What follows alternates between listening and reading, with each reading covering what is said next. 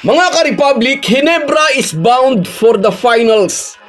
Game 3 pa lang mamaya sa best of 7 semifinal series, ngunit inamin na ng talangkang si Homer Saison, walang duda ang Ginebra ang dediretso sa finals.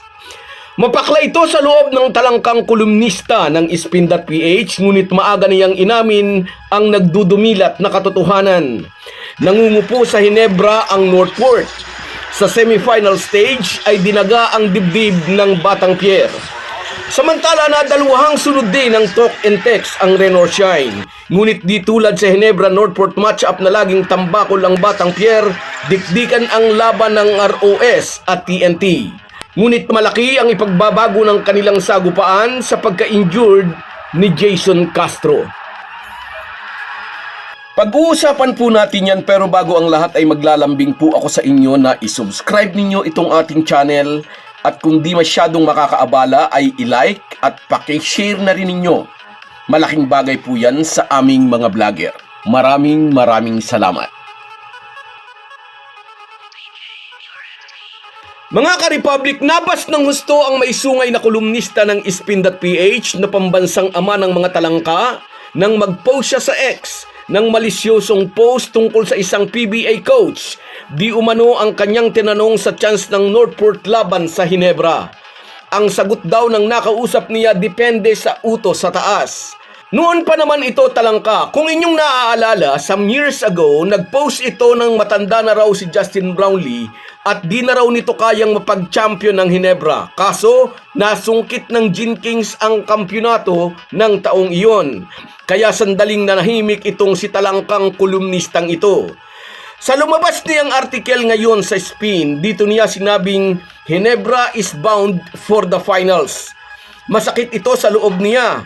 Baka nga umiiyak pa yan at tumutulo ang sipon ng i-email sa Spin ang kanyang artikel. Pero sa kabila ng kanyang pag-amin na walang binatbat sa Ginebra ang minamanok niyang Batang Pierre, somewhere in his article ay talagang lumilitaw ang pagiging talangka nito. Mayroon siyang mga linya o sentence na parang gusto niyang bigyan ng mali siya sa isip ng babasa. May linya siyang Northport refuses to play defense. Di umano, pinost ito ng isang netizen sa media platform na X. Parang gusto niyang palabasin ayaw talagang dumipensa ng Batang Pierre. Wala raw ganang maglaro ang Northport, that's why napakataas ng shooting percentage ng Ginebra, which is 52.7% from the field at 44% sa 3-point distance. Hindi makapaniwala ang pambansang ama ng mga talangka na si Homer Saison, nagiging ganito kagaling ang team na kanyang kinasusuklaman pagdating sa playoffs.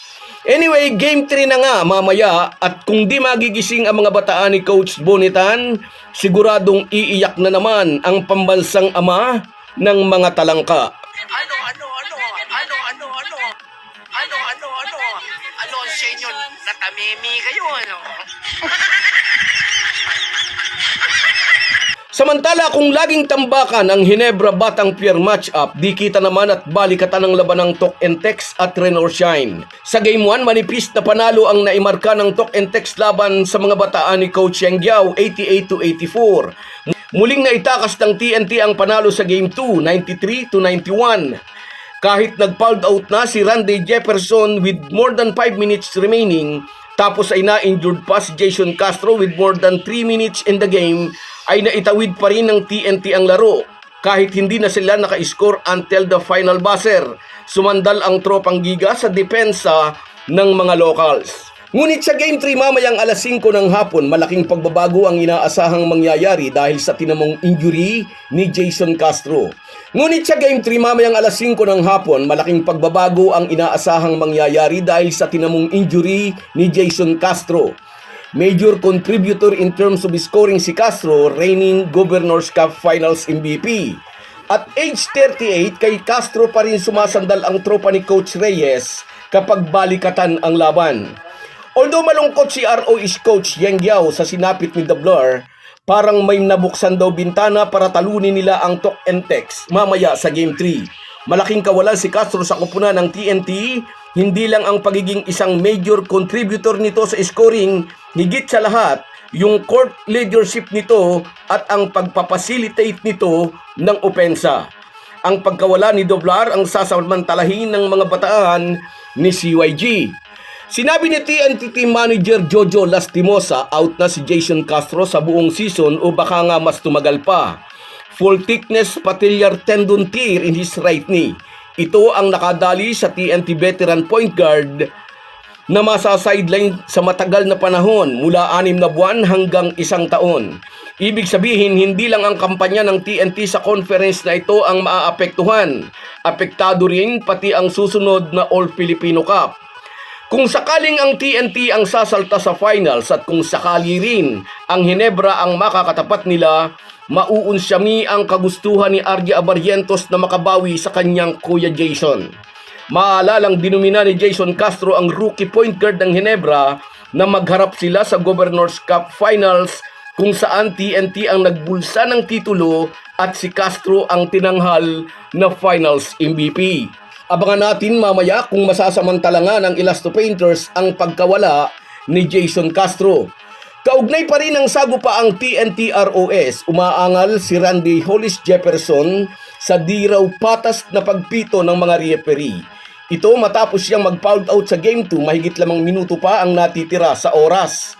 Pinipisikal daw siya ng ROS ngunit maraming instances na walang pito ang referee.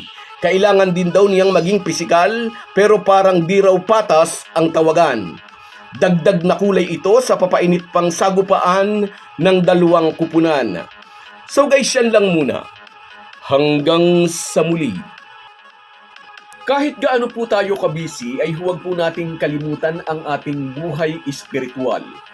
Lagi po tayong magpasalamat sa bawat araw na dagdag sa ating buhay. Malaki po ang maitutulong ng pananalangin araw-araw. Isang paalala po mula sa inyong Halo Halo Sports Republic.